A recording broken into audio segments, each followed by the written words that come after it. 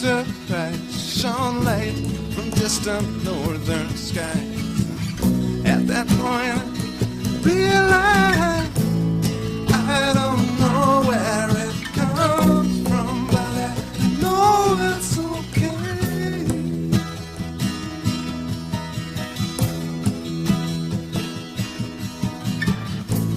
This is all an illusion, and I'm willing to play.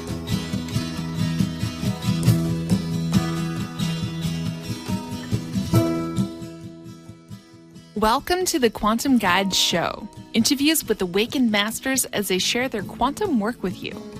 The Quantum Guide Show is produced by Karen Holton, creator of the 9 Steps to Quantum Health Transformation, a free 9-step online course to give you the tips and resources you need to thrive. Karen lost and continues to keep off 178 pounds of surplus body weight as she made her dreams come true. Whether you are awakening to the ascension process or simply want a wiser, more efficient lifestyle, this program is for you. No strings attached. The Quantum Guide Show is brought to you in part by Zendome's Orgonite, Karen's unique brand of orgone generators, ethically sourced, handmade, and double charged for maximum effect. Find out how orgone generators work and what they can do for you. Don't be fooled by imitations. Check out Karen's current selection, only available from her website, KarenHoltonHealthCoach.com, and on Facebook, facebook.com/Quantum Health Transformation. Enjoy the show. Welcome back to the Quantum Guide Show. Today is a continuation of episode 50. It's part 2, and our guest is Veda Austin, and she's going to share with us some more of her amazing discoveries about the macroscopic evidence of water responding to human consciousness. Veda is a water researcher, public speaker, mother, artist, and author. She has dedicated the last 8 years observing and photographing the life of water. She believes that water is fluid intelligence, observing itself through every living organism on the planet and in the universe. Her primary area of focus is photographing water in its state of creation, the space between liquid and ice. It is through her remarkable crystallographic photos that water reveals its awareness of not only creation, but thought and attention through imagery. Veda brings a message of hope and joy from the very source of life itself. She says, water is transparent. It knows no color, creed, or religion. Water does not judge, nor does it label. It will enter the body of an ant as easily as it will enter the body of a king, or a homeless person, or a tree, or even a dragonfly. Water is our constant companion. From the moment we are conceived, it is always with us, even upon death. It is water that evaporates from the physical rising upwards into the heavens. Veda sees water as source rather than a resource and considers all bodies of water to be sacred. Her passion for water extends out of the freezer and into primary schools, where she donates time teaching water science, which she cleverly intertwines with art projects. She loves to reconnect children to the living water systems inside and outside of their bodies, believing that the tamariki, which are the children, are the water bearers of the future. She also spends a lot of time doing interviews and podcasts where she shares her findings and inspiration and perspectives. Please do check out her book called The Secret Intelligence of Water, Macroscopic Evidence of Water Responding to Human Consciousness. And you can find more details about it on her website, www.vedaaustin.com. And the links will be posted below in the description. Be sure to go back and watch part 1 if you haven't already done so that you can see more of Veda's amazing presentation. Hi, Veda. Welcome back to part 2 of episode 50 of the Quantum Guide Show. I am so happy to have you back. Your work is groundbreaking. It's critical, I think, for us understanding our place within this beautiful planet and all the different elements and what we ourselves perhaps even are here for. And so we had a really nice introduction with a lot of pictures of the work that you've done where you were able to communicate with water and water was able to communicate with you. So for those of you viewers who didn't see part 1, go back and watch part 1. It's so interesting. It'll change the way you think about reality, absolutely, and in a really positive way. So today is part 2, and we're going to talk a little bit more about, maybe I would call, the spiritual aspects of water. And I'm just wondering, Veda, do you want to just give a very brief overview of some of the points from last week's show where we can pick up from today? Sure. Well, I personally think of water as a kind of spiritual teacher. One of the reasons for that, I would say, is that water is not bound to the physical body. Even though our words, when we say there is a body of water, we're using the term body. Many indigenous and ancient people revered water as a living being, as a living entity. And so with my work with water, what I observe is that water, once it enters a body, experiences everything that that person thinks, feels, does, how the person sounds in their breathing and the way their sounds vibrate into their body, all the different things it experiences. But water also transitions and leaves our body. And I've talked about these 2 types of water that I observed, and I'll just kind of highlight what they were again from our last talk.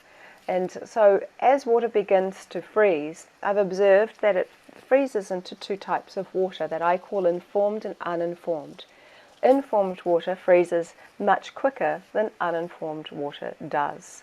And so within that, I think there's also kind of 2 waters inside people. And that those 2 waters are that I think there is an essence water, a type of water which is akin to who we are and has kind of a record keeper of everything we've done and everything we do, and perhaps even everything from ancient times, from everything from our ancestors is also held within this kind of very essential water.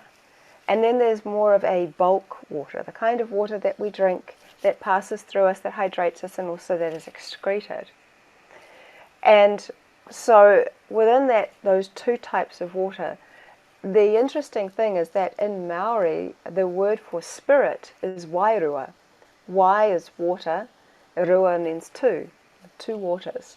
So the idea that there are these 2 waters, the material and of the spiritual, appear to be very valid, in fact, in what I'm physically seeing in my work as well.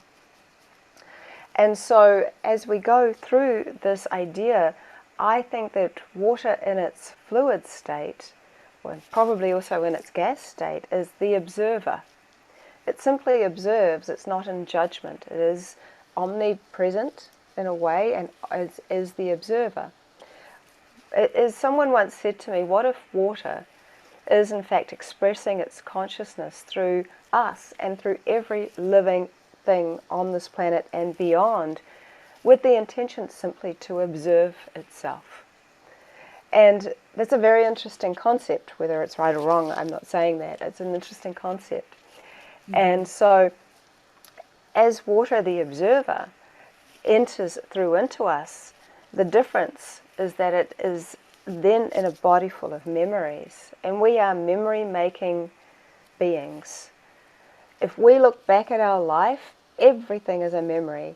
Our last show now is a memory. Everything is a memory.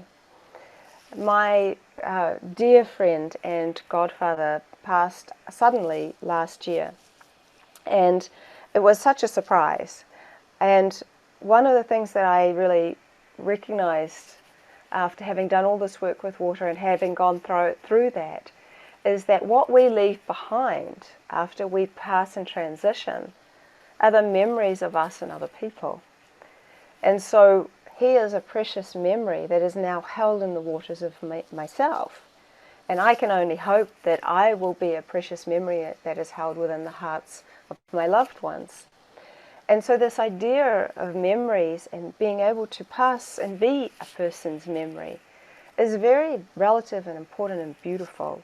And if we're mindful of that, it does make us much more conscious of who we want to be and what kind of memory we want to be, because that does exist in the living, breathing waters of people.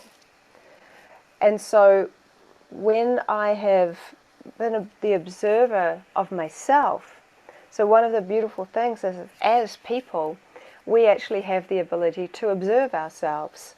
So one of the greatest tools I've learnt around just living in the world, which sometimes is not easy, is that when something wells up inside of me, and even the terminology of that is that water really is fluid emotion. When something wells up in me and I have emotions and feelings and things that come up, I'm also at the same time able to observe myself without judgment, having those feelings. And when I do that, as the observer, I simply kind of could think, that's interesting, I wonder why you're feeling like that. I wonder when the first time you felt like that ever was. I wonder. It's not a judgment, it's simply a curiosity. And that's because we are bodies of water.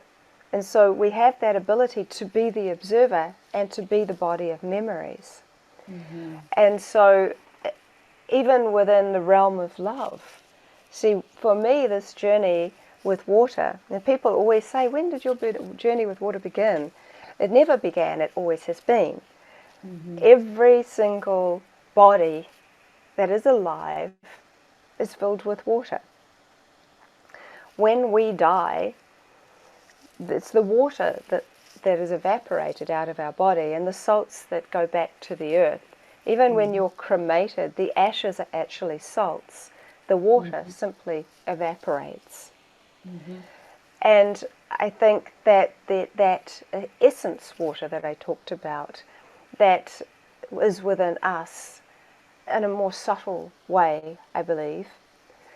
I think that type of water, that spirit water, those spirit molecules, if you will, they are in some kind of a liquid stage perhaps, but I think upon death, and this is me just saying what I think, I mean there's no scientific evidence, although it would be wonderful if there was some way that in the future there could be. I hope that is possible, because that would take away people's fear of death. Mm-hmm. But what I think is that somehow the water transitions from a liquid into a gas, just like it does when something boils. So without having to go through the boiling process, I think, and there are 4 stages of water. I think that we know so little about water that in fact there are probably many, many more stages of water that we haven't recognized yet. And so that perhaps that essence water transitions from a liquid into a gas. And as a gas expands, it cools, which is why many people, when they talk about feeling spirit, they feel it as cool. Mm-hmm. But also, it kind of suggests that that when someone's had, well, it doesn't suggest, but when people have had an out-of-body experience, or they have had a near-death experience, and they have felt themselves rising and observing themselves, that completely ties in with the idea that water has transitioned into a gas and is the observer, and is observing themselves. I interviewed a friend of mine called Hone, whose heart had stopped for somewhere in the region of like 30 minutes, a really long time. And he had a near-death experience. And water played a role in that, of which I'll share very quickly because I found it really interesting. He said that he rose out of his physical and he was immediately detached from his physical body. He said he rose and he watched what was going on, but he was like thinking, gosh, that person doesn't look too good. I hope he's going to be okay. There was an immediate detachment from the identity of his body. Mm-hmm. And then he said he transitioned through this intermediary place, kind of like an airport where you are in between, you're in a holding space between going somewhere else and being in another place. And he said he went through that place and then he came out into a place where he met his grandparents and his son who had passed away, who was a twin. And that son had grown up. And so he said he went into this beautiful place, which was like the most pristine earth-like place you could imagine. There were beautiful mountains and grass, and he said all the birds were white, which was interesting. But he observed the cleanest water he had ever seen in the stream, and he looked into the stream and he saw how clean and pure it was. And he said there was even snow on the mountains.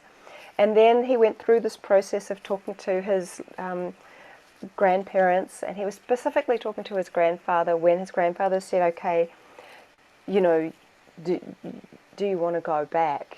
And he was like, why would I want to go back?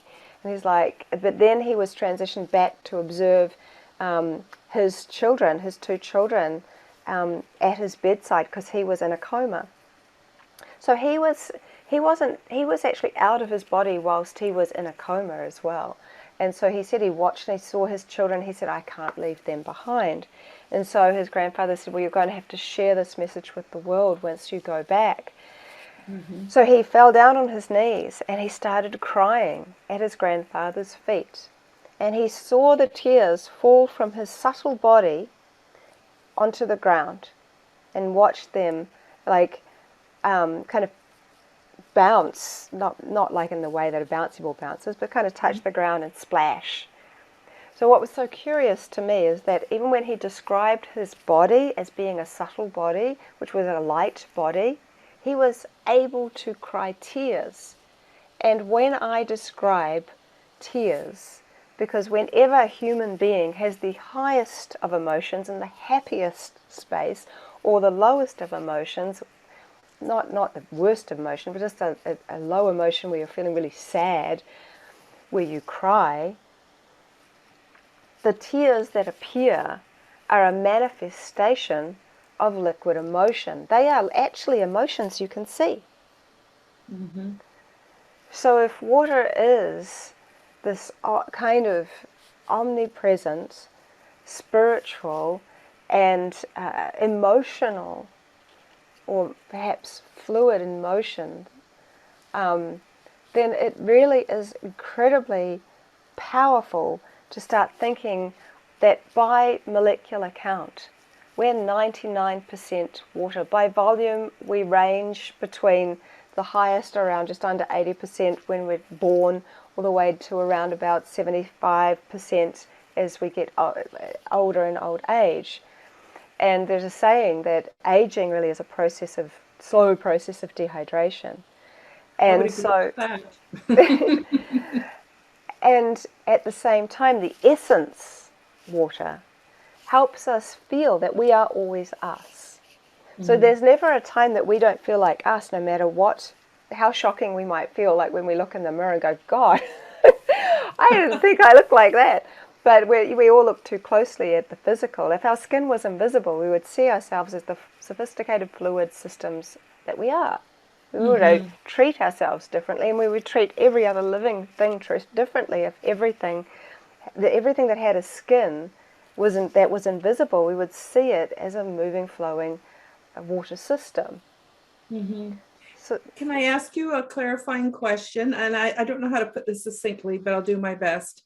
And that is, from what you're saying, it sounds to me like all water is connected somehow, whether it's steam, whether it's an ocean, whether it's in my tea kettle, that somehow, do you feel that those different so-called bodies of water are actually interconnected And then the other part of this question is, it reminds me so much of consciousness. And this is just my own personal belief. But I believe that all things that are conscious are also connected. Whether we can see that connection or feel that connection, it's all there. So for instance, my idea of God is that which created the universe and everything in it. So if that's consciousness, then Karen is a little piece of that in her fluid container. And I just wondered, what are your thoughts? Do you feel like the sovereignty of water is very much like universal consciousness? And are the different bodies somehow connected, maybe on a level we don't understand, maybe on an etheric level? But I just wondered if you could speak a bit to that. It's a great question. I mean, for me, consciousness and water can't be taken apart. They're intimately intertwined. Anything that is living is a body of water. So consciousness and water, they are essentially always together. There's a friend of mine called Moses Hackman. He has a channel called Channel Water. And I've used one of his quotes in my book. And I really like it. He says that water is the glove on the hand of consciousness. Mm-hmm. And he's an architect. So he sees things also from an artistic perspective. And he sees water in a very, very beautiful and I think very real way. I think that because there is water throughout space, and when you think about the two elements of water, so there's hydrogen and oxygen. Hydrogen is feminine, oxygen is masculine. So there is this beautiful intertwinement of this masculine feminine energy coming together as creation, to create life. Mm-hmm. And so when I think about that, it also talks about hydrogen being the element of levity, and oxygen being the element of gravity. When you think about those two things as well, it makes sense that as spirit would leave, it leaves in the state of levity. But as what's left behind are the salts which come into the space of gravity and earth. But again, salts store and hold vast amounts of information. They are essentially a crystal. And what's so interesting about being in a human body is that we are liquid crystal. We're able to store and hold vast amounts of information. But also, I think that consciousness essentially is in a kind of perpetual state. So, I like how you say that whatever created consciousness, or whatever consciousness has always been and always will be, the idea that something that came from chaos and went into order is a natural thing we see always happen. So again, when water is in its liquid state, it's in absolute molecular chaos. It's updating its information every trillionth of a second. As it begins to freeze, it slows down and its molecular order becomes more akin to the molecular order of a crystal. And within that space, which I call the space of creation, between molecular chaos and molecular order, is that creation space where water is able to design.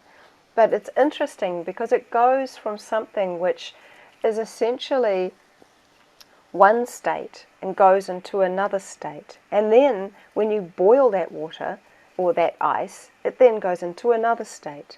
And then when we drink it, our body converts it into another state, which is the state of the water inside of our cells, which is a type of gel.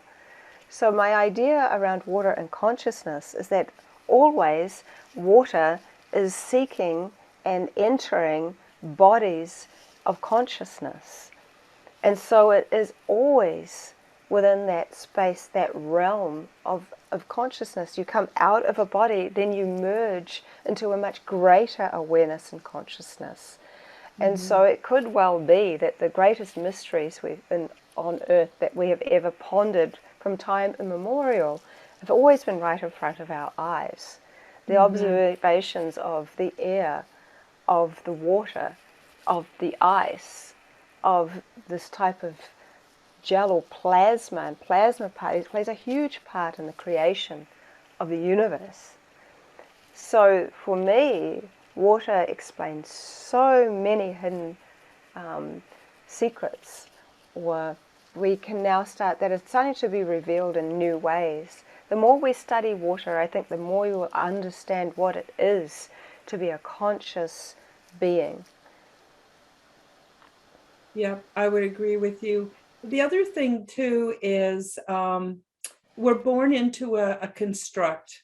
It's absolutely constructed, every aspect of life as we know it. So we've been very removed from what I would call our indigenous roots, where we recognize the sacredness of water and life and all these things. Within the construct, we've been taught that we're the top of the food chain. We are the most important thing. Our science is the most important thing. And I think that one of the good things that's coming out of the turmoil, I'm not going to get into it too much, but the turmoil we've been experiencing for the last couple of years is people are waking up and going, wow, this world is not what I thought it was. And then they're open to other avenues of education. Now, I can certainly see why. I think it's one of the most horrible crimes that's been committed on this earth has been the eradication of not just the Aboriginal peoples and the First Nations peoples, but also their systems of understanding the world around us. So that's all been replaced by structured religion. Sorry, I'm going on and on about this. No. But it's just, I want people to really be clear on what I mean when I say the constructed. It's absolutely legislated, it's absolutely controlled, and it's helping us to have blinders on, so we're not seeing the greater spiritual sacredness of our lives and the world that we're living in. And once we open up to that, what a privilege, how life changes, how we can have faith that there are forces greater than us that we can also interplay with. And I wonder if you have any thoughts about that, Veda. Well, when we are conceived, I'm going to start from that. When we're conceived, we are held within this amniotic fluid. And that we are also a body of water within then a body of water. Mm-hmm. And so we are breathing in a different way. We are feeling in a different way. We're experiencing in a different way. And then as we are born into the world, we then have to shift into a new stage, a new way of breathing, a new way of observing. And so in that space we become so vulnerable to our environment. But one of the things that babies have, and they're so wise, that is one of the things I think when you look at a little baby when it's born, the fontanelle is open, and I always think about that as being its connection, still connected to source, it's still connected to that spiritual realm. And as they slowly start to close and that starts to harden, it then becomes into this world, and everyone comes into this world with gifts, whatever they might be. So this magical water enables us to have these gifts going forward. And everything stems from a thought. Everything stems from a thought. And what we start to create, we can have inspired thought. Oh, I think I want to do a picture of this. And then you start to paint. I think I want to design this, and you start to design. And when you're small, so much of what your experiences are depend on what you're allowed to do or what you're encouraged to do by your parents. And so we start to build our idea of the world based on what we're taught. One of the things, unfortunately, that we don't necessarily get taught is how to think for ourselves and how to be curious to find out and investigate what we discover for ourselves. Sometimes our parents will always say, don't touch the fire, it's hot. But once a child actually goes and tries to do it, they're like, oh, it's actually hot. It's one of those things where you do discover things for yourself. But as you grow older and go into the school system, then you start being taught this is the way the world is, this is how things are, A and B and C and D, and 1 + 1 = 2. And there's all of that. And so I think the wonderful thing, though, is that as we grow into this world, and the world goes into, as in I would term, chaos. It feels like chaos right now. And you're right. What we have become more and more turned away from the natural way of life. And what has happened to nearly all indigenous cultures has been appalling. And the ancients were so connected to the land, to nature. And my father's Maori, so the idea that there's a saying within Maoridom that the health of the water reflects the health of the people. And there was the idea that we were meant to care for these water sources, and that water source would also in turn care for the people and give us health. And that includes the land. And so as these beings of memories and thoughts progress in life, when we suddenly, or not so suddenly, because it has been a gradual process, introducing technology and cell phones and Wi-Fi and all these different things which give us so much information so freely, and that we're glued to these phones, and we're glued to this information, and we are in turn feeling all this tension in our body because we keep reading that we can't trust this and we can't trust the government, and somehow inside of ourselves, even if we are, you know, whoever we are, we feel somewhere something's not adding up here. Someone's telling lies here. Something feels wrong here, because we are still intuitive. We feel within the water within us what is right and wrong. We have our own internal moral compass that just guides us in the right and wrong place. And it will guide us towards what's right, but we will know what feels wrong intuitively in the waters of our being. So I think so many people right now are actually incredibly intuitive, but not recognizing even that it's intuition that is telling them that there is something not right here. And why is it that they're able to be intuitive at all? It's because they are sensitive bodies of water, and water is in its essence a spiritual force. So when you start listening to the body of water that you are, and you start observing that these other bodies of water, whether they're in a human form or whether they are in the form of a river, a stream, or an ocean, or a lake, everything in that essence of spirituality is in fact telling you something, is in fact sharing something with you. And I think that in this particular situation of chaos that is right now, so much transformation can actually come out of chaos. And I think that going back, or maybe going forward, because we always think, look, and take note of what our indigenous people and our elders and our ancestors knew about nature and knew about the world. But we can create a new world based on the new children growing up in this world. And it's up to us also as parents to start guiding them towards a more natural environment, towards like seeing nature as the teacher. And our Mother Earth is very loving, just as water is so compassionate. And I think that water feels like it's rising. There is water literally in the Earth's mantle. It's called primary water. There's more of that type of water inside the Earth's mantle than there is on the surface of Earth.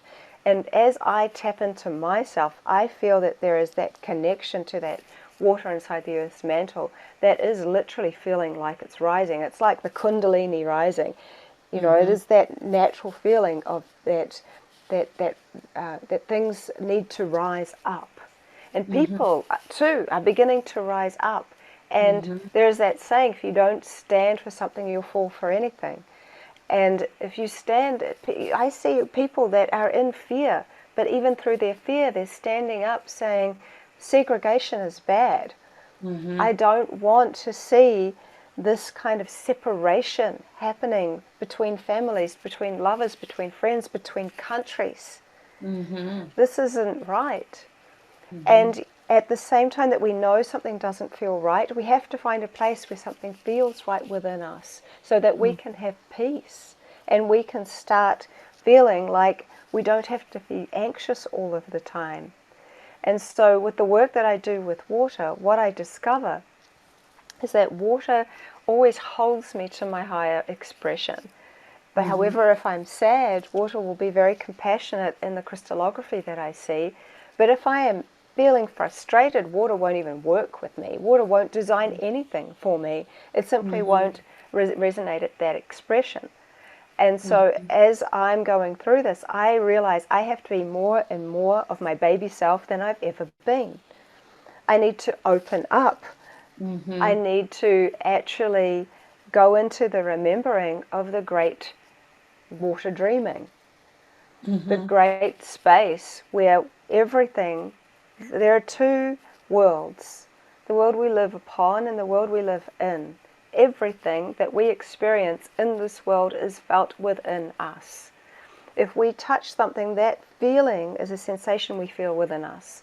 When we look at something, we're seeing it through this lens, which then gives us a reflection, an idea in our minds of like what we're seeing. We smell something, we breathe it into us.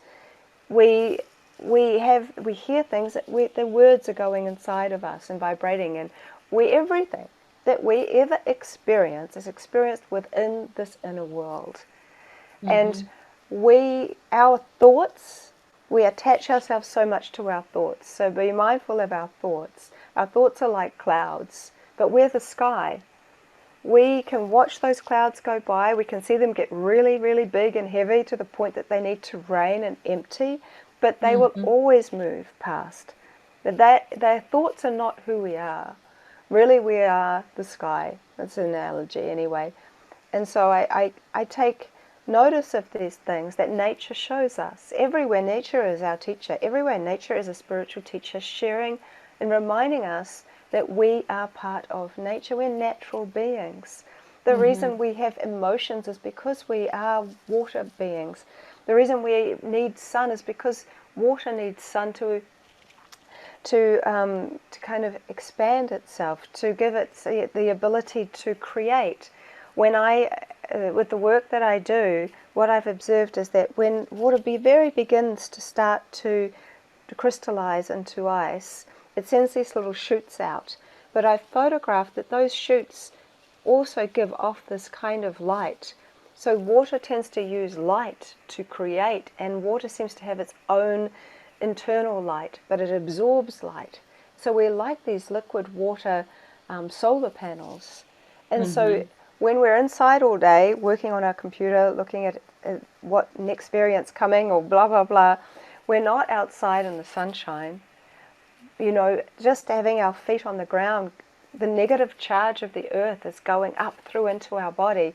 Walking along a beach is going to make you feel better because there's all the negative ions, and that negative charge is what makes us feel good. It expands that fourth phase water in our body. It makes us, and when we hug someone, we're exchanging this kind of infrared, like negative charge to somebody. It's why when animals always come and they give us cuddles and things, and they just lie beside us and they care for us. That's why you see them always lying out in the sun all the time, charging back up again. So if we just take note from what nature is doing in a world that's gone kind of, I don't know that it's crazy, it's just, it's in chaos. And like you were talking about these kind of constructs. And I'm saying from the beginning we were created in this very natural fluid. We still are a nature being inside of this physical body. What's going on around us affects and impacts us greatly. However, That's the external world. We actually can empower ourselves, remembering that we have our own world within us, and we don't have to attach ourselves to our thoughts, and we can inquire for ourselves without believing what everybody tells us. And in our just like everyday life, sometimes it's as simple as just sitting outside in the sunshine for a few minutes and just taking that breath. Because all the while we're freaking out about everything going on, our body is innately keeping us alive. That innate essence of what's keeping us alive, we are breathing. Our heart is pumping, our heart is vortexing the blood through. Our heart is, beating. We have this rhythm within us. There is this going on. Our eyes are blinking. But we're not noticing any of these amazing things that are going on to keep us alive. The interesting thing is, if somebody dies of natural causes, all of these things, our heart, our brain, our lungs, everything that has been working so perfectly, they're all still there, all still intact. The only thing is missing is that essence, is that energy, is that spark, is the life force to make those things work at all. So there is this innate life force that is always, from birth until death and beyond, I believe, once we leave the body, that is making this body work. That into us on itself is so empowering to know that there is a life, there is force, there is energy, and there is power within all of us. And if we think that even upon death, water simply transmutes, the essence of us transmutes, it isn't that it dies, it simply transforms, then the fear of what we have around dying is just not quite the same. I'll say this, someone who was, I don't quite know what they have wrong with them, but recently reached out, recently as in within the last year, and wanted me to ask water what death looked like, or to write the word death. And so, as I've mentioned, I'm doing this work with hydroglyphs, and so people that want to know more about that can look at the other interview we did. But I know that the hydroglyph, which is essentially the symbol that has meaning, just like a hieroglyph, for life or living, is a giant hexagonal shape. So as I started to use this word death, I would put the water on top of the word death and freeze it using my technique, pull it out. I did this again and again and again, and I just kept seeing the same result. And I've now done this so many times that and I know that the hydroglyph, or the image for death, is exactly the same as it is for life. Water simply does not recognize death in the same way that we do, because it sees that it is always living. You can't kill water, you can pollute it, but it will always evaporate. And you see this reincarnation going on before our eyes all the time.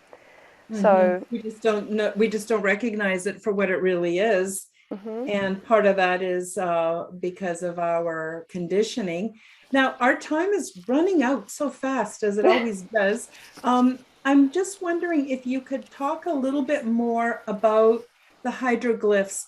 For instance, how can people make use of them? How can people bring, and the reason I'm asking that is because obviously we can communicate with water and water can communicate with us.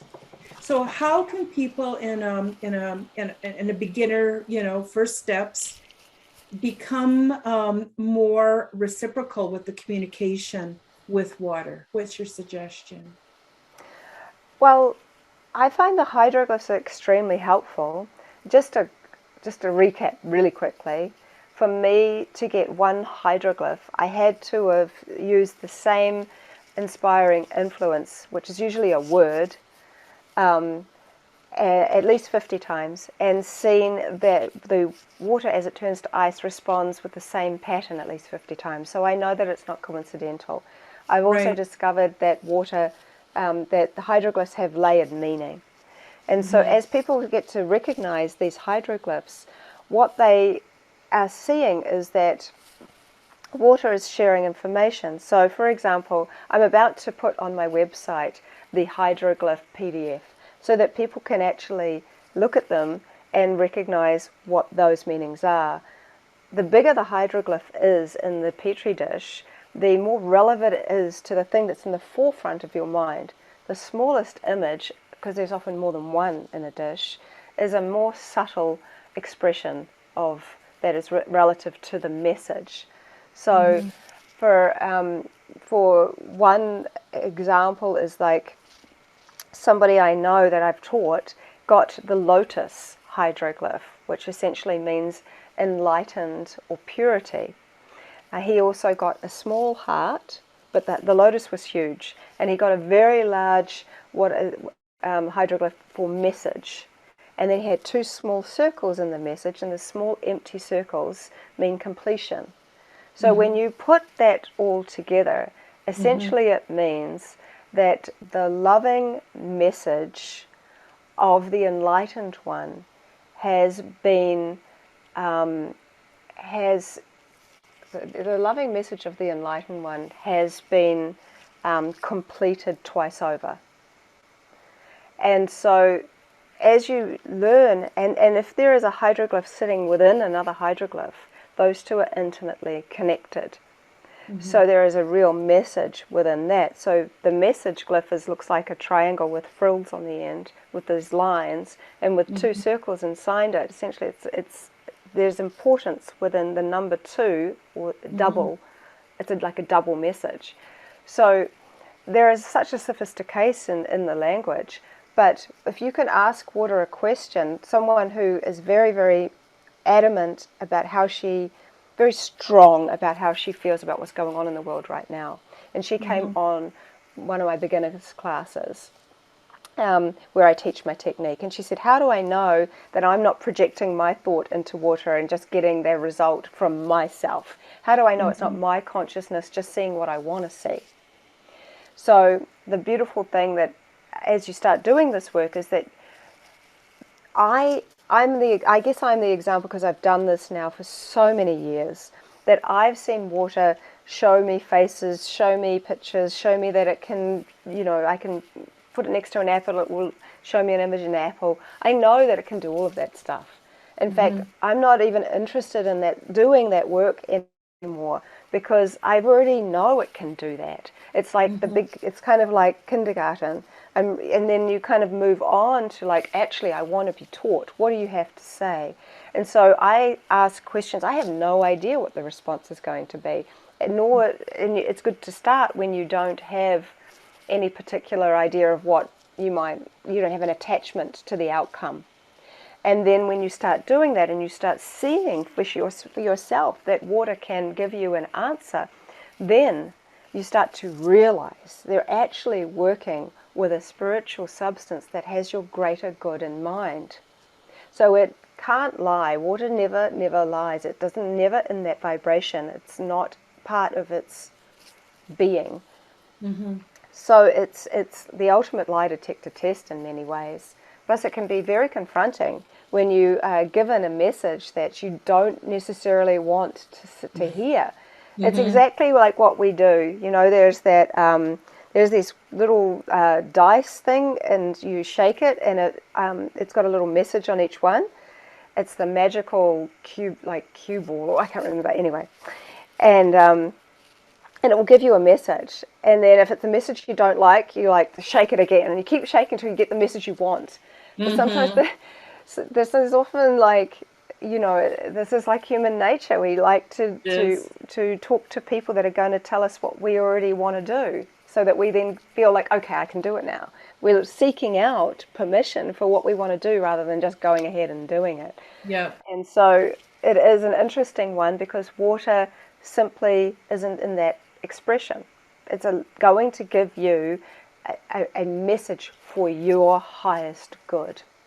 And I know that that's true. And so as people begin working with it, that are still in the mind of like, how am I not influencing water? It's because you're still in the idea that you are influencing water. It's not that. I'm taking away from the fact that I'm not saying that prayer, I'm not saying that good intention doesn't make water feel good. I think water I've proven that water has its own emotional state of health. I can use tap water, which always has this disordered pattern, as my control, and then put it inside a singing bowl and play it, and then can see that it has started to heal, because it will start to form the patterns you see in healthy water, like ferns and hexagons and these flowers and curved shapes. So water can heal, but it doesn't chemically change. So just like we could be sick, it's up to us whether we are happy or sad in that day, even though we still might be sick. Water seems to have its own emotional state of health. And I can see that because it can heal, and it can degrade depending on what it's gone through. And so it's interesting, because within that healed space, anyone that starts to heal themselves and is in a happier, joyful space can help heal themselves much faster. So sounds like a good way to also work on healing the world as well, the world that we understand. I'm real sorry, but we're pretty much out of time. I just want to reiterate, though, I would really recommend people check out your book. There's actually going to be a picture of the book in the published video right between you and me. But I also recommend people who are interested in understanding the language of water and the spirituality to contact Veda, and because really you're like a new kind of linguist who can interpret and help people to understand the messages that are in the hydroglyphs. What a fascinating future. So I'm guessing that's where you're going to be focusing your work and your research now, and it's extremely interesting. This could be some kind of a new international language that could unite everybody. It's so important, and I just, do you have any closing thoughts before we go, Veda? Well, there are many, but I will say that, because just on that note, I have two people that just seem to have this amazing connection with water. One lady is somewhere in Russia, and there's a man in India, and we're all getting these hydroglyphs. So there is a literal, universal language, it seems, within these images that we're seeing. And they speak different languages, think different languages, and water is responding. So it's not the word that water responds to, it's the energy that water responds to, that the word carries. And so I think, what kind of energy do we carry? Water is observing us, and we are bodies of water. I think if we start to even understand and think before we drink a glass of water, not just what can this water do for me, which is our common thought. If I program this water, will it help heal me? No, before you even think that, perhaps I suggest to you, what kind of environment are you providing for the water to enter? What was the last word that you spoke before you drink that glass of water?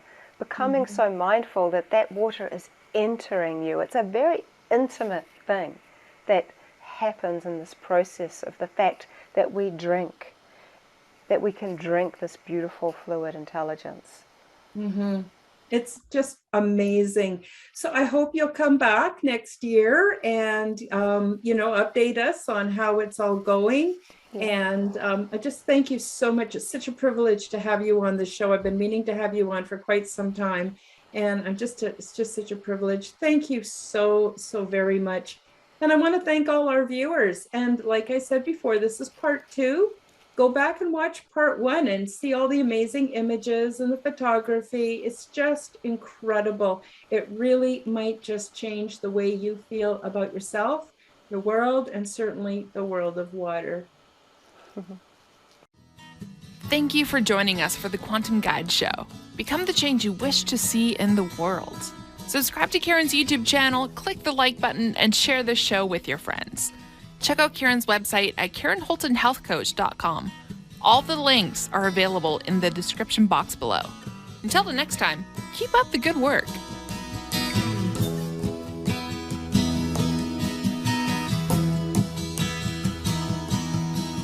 Surrendering to endlessness.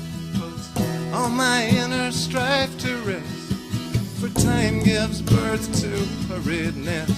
It all makes sense, well, more or less, and the sages put me to their test.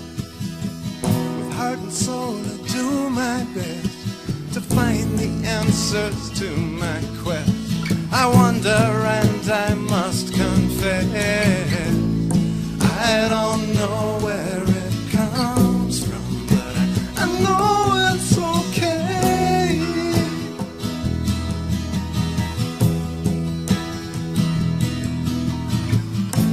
If this is all an illusion, then I'm willing to play.